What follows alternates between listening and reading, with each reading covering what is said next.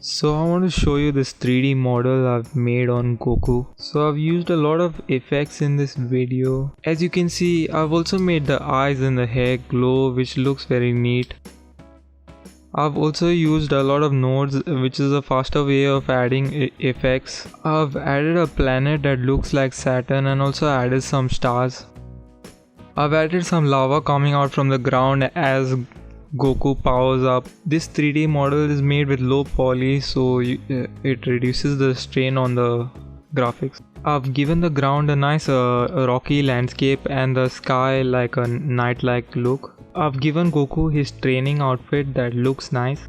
I've given him an Ultra Instinct look with a level 1 Goku look, which looks very nice. I'm going to switch to a low lighting setting to show you the difference. It looks way more better. It looks even better with a low lighting setting. In the later videos, I'll even show you how to rig this 3D model. If this video gets 1,000 likes, I'm going to show you how to model your very own Goku. It could be a Goku or a Vegeta, whichever you want. Decide in the comment section. Okay, so that's it.